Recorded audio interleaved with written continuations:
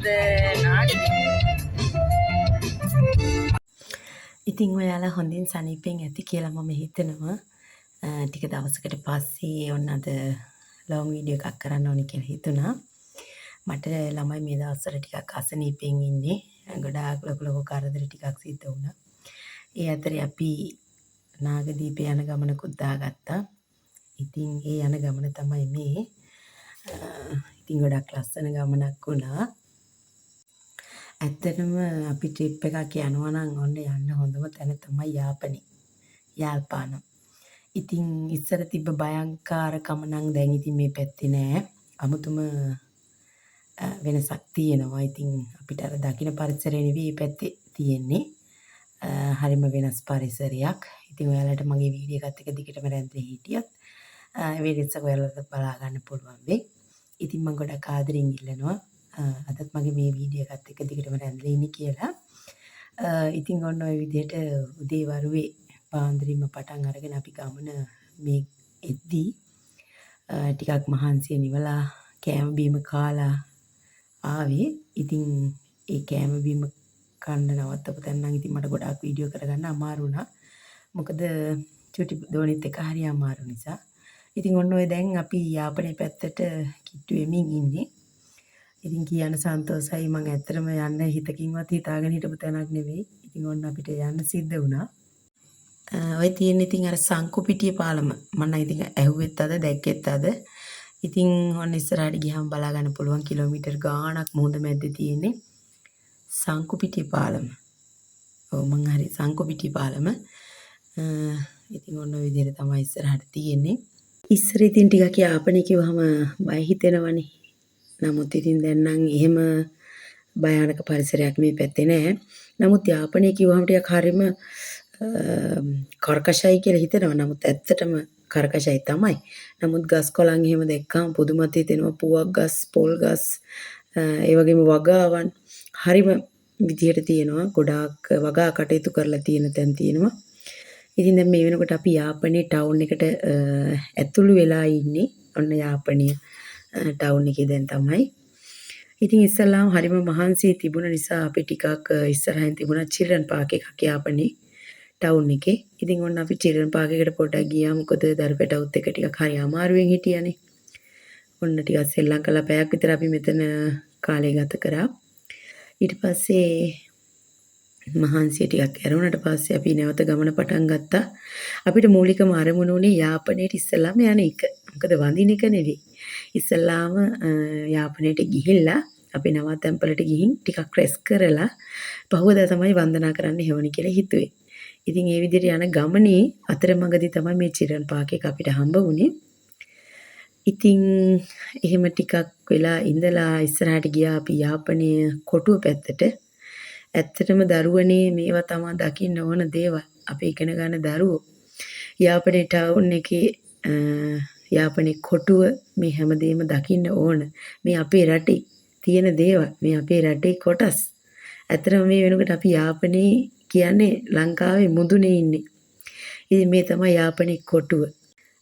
ආයෙත් කියන්න වැඩක් නැහැ, වචන නැහැ. හරිම ලස්සනයි. හරිම කියන්න හිතට හරිම මේ අමුතුම වෙනසක් දැනෙනවා. මේවා ඇත්තටම අපේ උරුමයන් නේද කියලා හිතෙනවා. ඊට පස්සේ අපි ඔන්න ටිකක් වෙලා ගිහිල්ලා මේ පහමාරට විතර ඇති අපේ නවාතැන්පලට ආවා.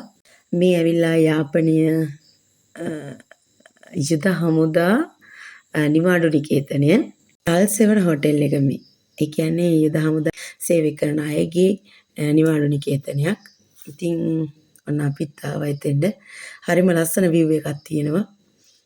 ඉතින් කියලා වැඩක් නෑ. මොන්න ඉස්සරහින් මොහොත තමයි පේන්නේ.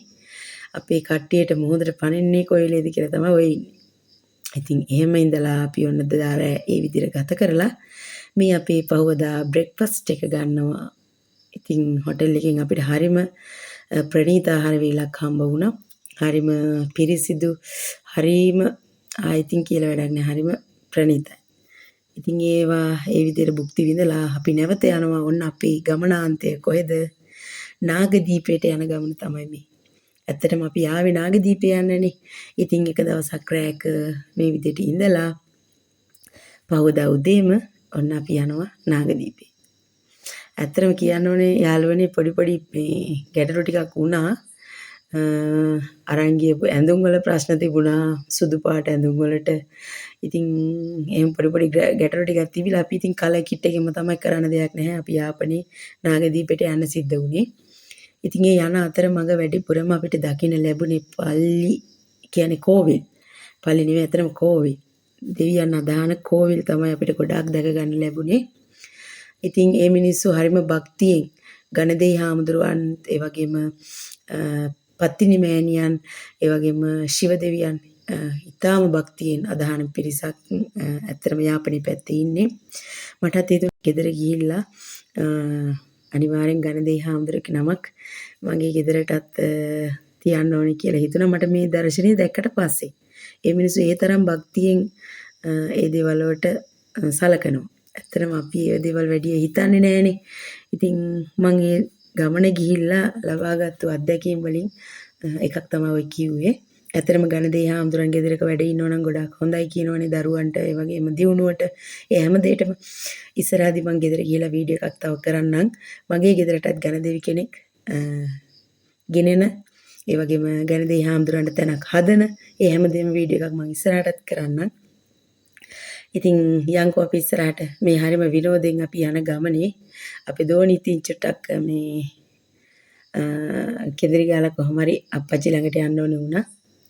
ඉතින් යා හරි ආසයි එහෙම යන්න. ඉතින් ගොඩක් දුර එහෙම යන්නත් බෑනේ. ඒ හින්දා ඔන්න ඔය විදිහට අපි දැන් යාපනයේ නාගදීපෙට කිට්ටුවෙන් ඉන්නේ. බලන්නකෝ යාලට පේනවනේ මේ වෙනස. තල් ගස් පේන මානේ තල් ගස් තමයි තියෙන්නේ ගොඩක්. කෝවිල් ඒ වගේම තල් වැටවල්. ඒ වගේම තව දෙයක් තමයි මේ වට කරලා තියෙන්නේ ඨකරන් වලින් තමයි මේ සම්පූර්ණ තාප වගේ ගහලා තියෙන්නේ. දැන් සාමාන්‍යයෙන් තාපයක් නෙමෙයි ඨකරන් වලින් තමයි වට කරලා තියෙන්නේ. ඔන්න දැන් අපි ඇවිල්ලා ඉන්නේ යාළුවනේ නාගදීප භූමියට. නාගදීප භූමියට යන්න ඕන අවතීර්ණ වෙන තැනට. අපි ඉතින් මේ නාගදීපයට යන්න නම් අපි බෝට්ටුවක තමයි යන්න ඕනේ. මෙන්න මේ විදිහට අපි බෝට්ටුවක නැගගත්තා. ඉතින් ආරක්ෂිත ඇඳුම් ඇඳගෙන අපි මේ විදිහට බෝට්ටුවේ විනාඩි 15ක් විතර මුහුද මැද්දෙන් ගියා. ඇත්තටම සාධාරණ මුදලක් තිබුණා. රුපියල් 150යි. ඔව් 150යි මේ එක්කෙනෙකුට ගාන. ඉතින් අපි ඔන්න දැන් බෝට්ටුවෙන් ඇවිල්ලා නාගදීප භූමියට ගොඩ බැස්සා. ඉතින් ওই විදිහට තමයි නාගදීප භූමිය අවට පරිසරය. හරිම ලස්සනයි, හරිම නිස්කලංකයි. ඇත්තටම මේ දේවල් අපේ රටේ තියෙනව නේද කියලා මට හරිම පුදුමෙකුත් හිතුණා. ඔන්න නාගදීප භූමියට අපි යන විදිහ. ඉතින් ඔයාලත් මං කියන්නේ දවසක අනිවාර්යෙන් යාපනයට යන්නම ඕනේ. මේ දේ දැක ගන්න ඕනෙමයි. මොකද මේ අපේ රටේ කොටසක්. ඇත්තටම හරිම සතුටුයි ගියාට පස්සේ මේ වගේ දේවල් යාපනයේ පවතිනවනේ කියලා. අපේ බුදුදහම මේ වගේ අදහන පිරිසකුත් ඉන්නවනේ කියලා හිතුණා. ඒ විතරක් නෙවෙයි බුදුදහම අදහන සිංහල මිනිස්සු විතරක් නෙවෙයි දෙමළ මිනිස්සු මම දැක්කා ඉන්නවා. මුස්ලිම් මිනිස්සු ගිහින් ඉන්නවා දැක්කා නාගදීපේ. ඉතින් ඇත්තටම අපි හරි සමගියෙන් සහයෝගයෙන් ඉන්න ඕන જાතියක්නේ. ඉතින් මේ යාපනයට ගියාම ඒක තදින්ම අපිට දැනුණා. බලන්නකෝ මේ අපේ පැරණි දේවල් ඒ විදිහටම යාපනයේ තියෙනවා කියන එක ගොඩාක් ලොකු සන්තෝෂයක් ඇත්තටම. යුද බිය නැති වෙලා දුක්ගිනි දුරලලා ඇත්තටම මේ තියෙන සාමයට නම් කියන්න බැරි තරම් හදවතින් ස්තුති කරන්න ඕනේ. මේ සාමය උදා කරලා දුන්න අභීත රණවිරුවන්ට. ඔවුන් අපි හදවතින්ම අගය කරන්න ඕනේ. හදවතින්ම ඔවුන්ට ස්තුතිවන්ත වෙන්න ඕනේ. මේ තමයි යාපනයේ රජ මහා විහාරය ඇතුලේ නාගදීප විහාරය ඇතුළ දර්ශන.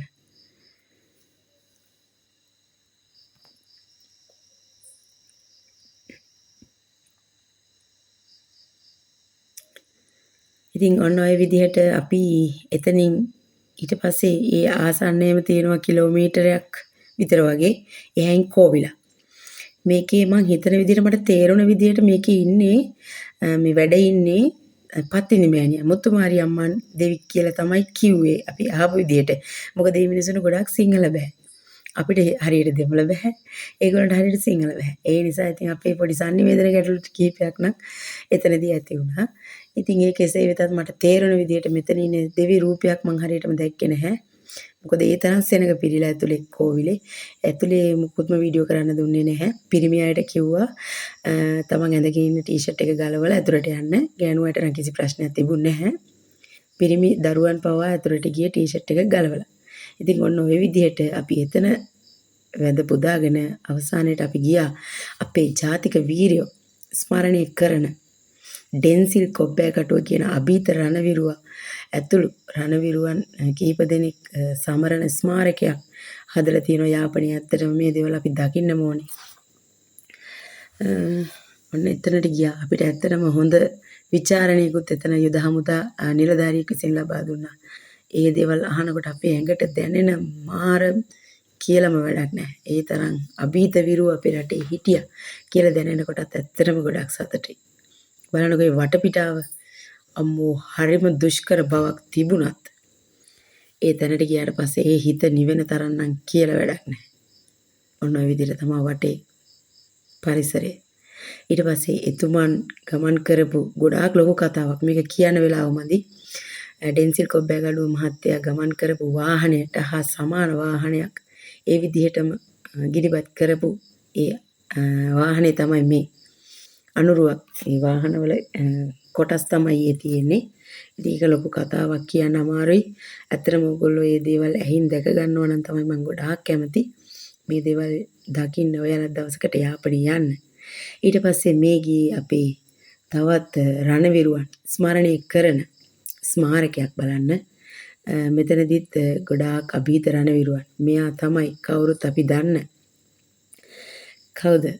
මේ ඇවිල්ලා හසලක ගාමිණී කියන අභීත රණවිරුවගේ ස්මාරකය. මේක දකින්නවා කියන්නේ ඇත්තටම ඇඟට දැනෙන වීරත්වය අපිටත් කියලා හිතා ගන්න බෑ. මේ හසලක ගාමිණී කියන අභීත රණවිරුව කරපු කැපවීමට දීලා තියෙන අගේ කිරීම නම් ආයෙ කියලාම වැඩක් නැහැ. ඉතින් අර ෆුල් ඩෝසර් එක ඔයාලත් අහලත් ඇතිනේ. සින්දු තියෙනවා, කතන්දර හැමදේම YouTube එකේ ඕන තරම් දේවල් තියෙනවා හසලක ගාමිණී ගැන. ඒ කියන රණවිරුවා පැනපු බුල්ඩෝසරේ තමයි මේ කියලා තමයි කියන්නේ. ඉතින් මේ හැමදේම නටමුන් විදියට තියෙනවද? ඇත්තටම එතුමන් පාවිච්චි කරපු කැම්ප් එකේදී පාවිච්චි කරපු කඳවුරේදී පාවිච්චි කරපු පිඟාන කෝප්පය පවා අද කෞතුක වස්තුන් බවට පත් වෙලා එතුමන් ඇඳ යුනිෆෝම් එක, නිල ඇඳුම, ඒ වගේම සිවිල් ඇඳුම් මේ හැමදේම අද නටමුන් විදියට සාක්ෂි දරනවා අපේ පැරණි අතීතය. ඉතින් ඔයාලත් මේ දේවල් දකිනවා නම් ඇත්තටම මම ගොඩාක් සන්තෝෂ වෙනවා. මේ එතුමන් වෙනුවෙන් තියෙන හැම ලිපියක්ම අපි කියවුවා. එතුමන් ඔහුගේ මවට ලියලා තියෙන හැම ලියුමක්ම අපි කියවුවා.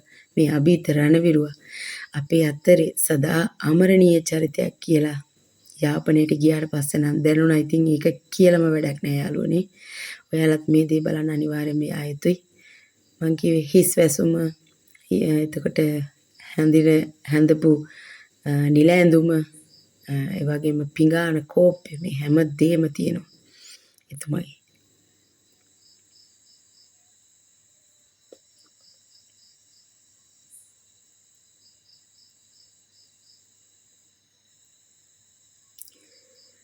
එතුමා තින් ලියවෙච්ච ඔහුගේ මවට ලියපු ලියුමක් තමයි මේ තියෙන යාළුවනේ. ඒක කියවද්දි නම් පපුව පැලෙන්න තරම් දුක හිතෙනවා. ආයි කියලාම වැඩක් නැහැ. රට වෙනුවෙන් ඒ තරම් අභීත රණවිරුව අපේ රටේ හිටියනේ කියලාත් පුදුම හිතෙනවා. ඇත්තටම. එතුමා වෙනුවෙන් සමර සටහනක් තියන්නත් අවස්ථාවක් මට ලැබුණා. ඒ වෙනුවෙන් මම ලිව්වා. එතුමා නැවත උපදින භවයක මේ වගේ අපේ රටට අභීත රණවිරුවෙක් වෙලා ඉපදෙන්න තමයි අපේ හදවතින්ම ප්‍රාර්ථනා කරේ. ඉතින් ඒ සියල්ල බලාගෙන හමාර වෙනකොට ඔන්න ටිකක් රැ වුණා. අපි ඒ සියල්ල හමාර කරලා දැන් ගෙදර එන්න ඕන නිසා ඔන්න දැන් අපි පිටත් වුණා ගෙදර එන්න. ඉතින් යාළුවනේ මේ යාපනයේ ගමන ගැන නම් ආයි කියලා වැඩක් නැහැ. ඔයාලත් අනිවාර්යයෙන්ම යන්න ඕනේ. ඉගෙන ගන්න දරුවන්ට ගොඩාක් දේවල්, වැදගත් දේවල් අපේ රටේ අතීතය ගැන ගොඩාක් දේවල් යාපනයට ගියාට පස්සේ දැනගත්තා. ඉතින් එහෙනම් අදට මේ වීඩියෝ එකකින් සමුගන්නවා. තව දවසක ලස්සන වීඩියෝ එකක් අරගෙන කම් පරිස්සමින් සතුටින් ඉන්න. ගිහින් එන්නම්. බයි.